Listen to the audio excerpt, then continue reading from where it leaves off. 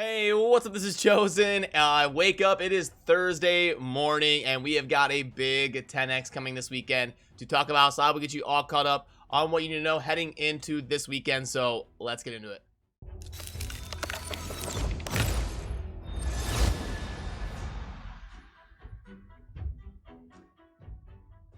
Alrighty, so first of all, this video is a couple hours behind. I wish I could have gotten on this earlier this morning. I cannot catch a break after moving. The air conditioning went down last night, so maintenance was here this morning working on that for a while, but we are all good and ready to work. My studio is upstairs, so it was literally like 100 degrees in my studio with no air conditioning, but we're rolling and we're ready to get back to normal here, and eventually I will get things worked out and settled back in to where I can get into the workflow again here and be on time and on schedule for you guys. So, okay, first of all, the big thing coming this weekend is now we know what the 10X is, and it's pretty insane. I'll get you a quick synopsis and reaction, like a little wrap up of all the champions that are going to be in the 10X. That's going to be launching tomorrow. So first of all, the champions are going to be Sir Nicholas, Altan, Valkyrie, Manaya, Skavix, Melga, Berenjiri, and Lordic.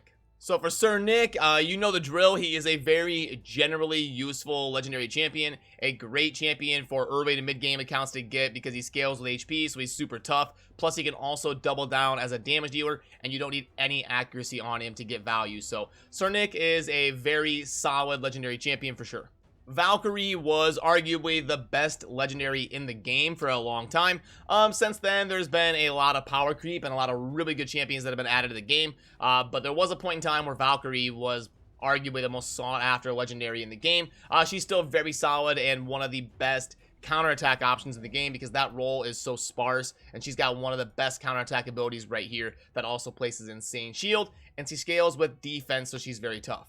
Altan is, he's alright. He's kind of an average legendary. He's not awful. He's not S tier. Pretty solid for like barbarians, faction wars and stuff. And he does have the ability to revive, but it's got a qualifier of having to get a kill on the revive. You can see here the passive. Each time this champion kills an enemy, he will do a revive, and so he can be pretty good. He used to be in a lot of clan boss teams, some of those mid-game clan boss teams, because he has the A1 decreased attack, and he's very tough as well. So Altan's still a pretty decent legendary, just not like god tier. Manaya is a support legendary from the Banner Lords, and mostly she is known for pairing with Coronar, so she doesn't see a lot of play unless you are pairing her with the tandem that she has in the teamwork with Coronar. But when you get them together with Manaya and Coronar, they can be a lot of fun to play around with. So if you have Coronar, it may be fun to pull from Manaya and add that ability to your roster. Now we got to move into the epic champions, and Skavix. I think the calling card for Skavix is this ability right here, Scales of the Ages. It's going to be an AoE cleanse, then place block debuffs and a shield. And the shield scales with his HP, so you can actually build for maximum value on that. It's not like basing off of the person getting the shield, it's based off of his HP, so it's the much better version of that when it scales with him. So it's like kind of a Hawkhorn Smash Lord type thing where you remove all debuffs, do the cleanse, and then place block debuffs for 2 turns. So one of the best cleansing abilities in the game. Super insane as an immunity cleanser for like tag team arena teams that you want going second and stuff. Then you also get the shield, and a 4-turn cooldown is not bad for an ability that impactful. So Skavix definitely a pretty solid addition to the Void Epics. Melga's Steel Girdle was an amazing addition to the game recently because Dwarves is one of the toughest factions to complete, and Melga is going to be a non-legendary revive option. So not only is she a solid epic, but she was sorely needed to fill that role for the Dwarves. So if you have not finished Dwarves, pulling for Melga is going to be a pretty decent idea to go after. Berenjiri is from the new faction Shadowkin, and I think it'll be pretty solid for faction wars. You've got the AoE stun booked to a 3-turn cooldown, and you can get that up to like a 65% chance if you go with the mastery that pairs with it, called Fearsome Presence. So yeah, you get the 20% on top of the 40, then the 5% for the mastery. An AoE stun of 65%. Gonna be pretty solid for faction wars. You've got an A1 with provoke, so yes, definitely some fun things here. Strengthen is really good. Yeah, So Berenjiri going to be very good for Shadowkin Faction Wars and helping you flush out your first Shadowkin team if you're able to summon. Then the last champion in this 10x is going to be Lordric Falconheart. Now, I think the thing to note here is going to be the when booked 2-turn cooldown shield on all allies. So definitely really good for Doom Tower, especially the Scarab. I think that's definitely the thing to note here. So pretty solid champions in this 10x. Again, the legendaries are Sir Nicholas, Altan, Valkyrie, and Manaya, and then the epics are Skadix, Melga, Berenjiri, and Lordric. So in terms of should you pull for this 10x, I think it's pretty much the same as anything else. I personally prefer to recommend holding off for those special type of events that we've been getting. We've been getting like banners to get guaranteed champions like Helior and Countess Lix, and certain things going on in the game that really rewards you for pulling shards. I think for most players that'll be a lot more guaranteed progression for your account as opposed to YOLOing a 10x event. But it is a pretty solid 10x event. There's nothing wrong with the champions in it. It's just I typically lean towards recommending waiting for those events and those 2x. But I think it makes sense if you're champion chasing certain things, especially like Melga. If you're struggling with Dwarves, you haven't finished that, or you're trying to pull something to help you with Shadowkin when that releases. We don't know when that is yet, but getting Berenjiri will help you with your first Shadowkin team.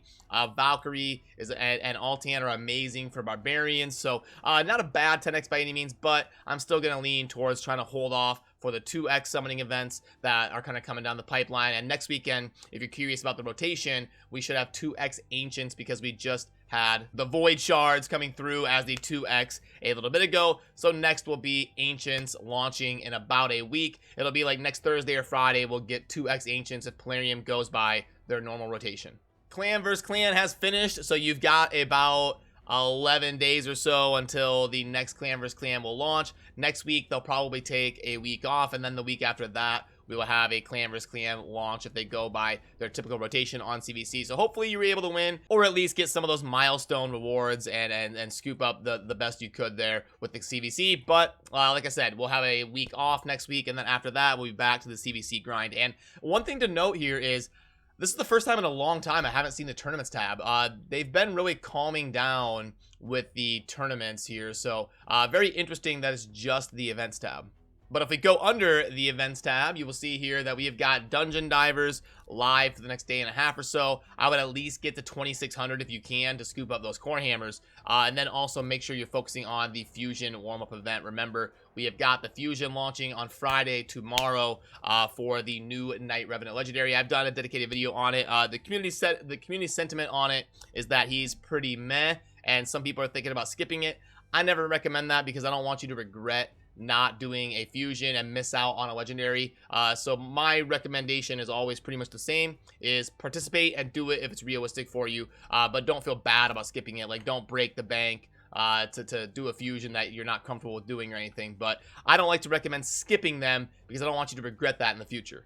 So now let's head on to the shop and see if there's anything coming down the pipeline here that makes sense to go after. We've got this offer here with the 300, 4 energy refills, 300k, and then 600 energy.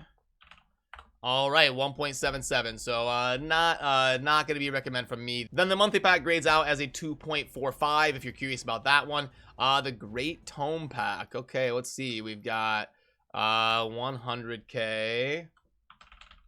And then 2 and 1, 1.58. So yeah, for high spenders that are early and mid game, I think this would maybe be good for them. But for people diligent about their spending, I wouldn't recommend that. And then we've got Divine Life for $10 for rare gear. Is not going to be a recommend from me. So unfortunately, nothing very enticing in the shop as of today.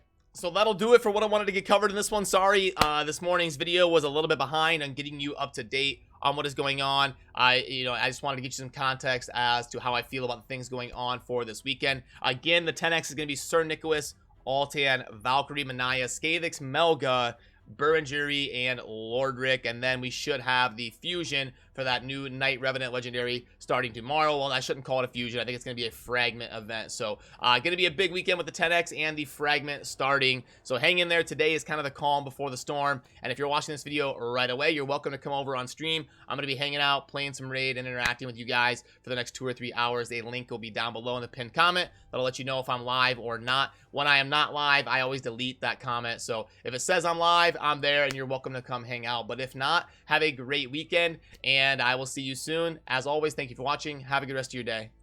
Peace.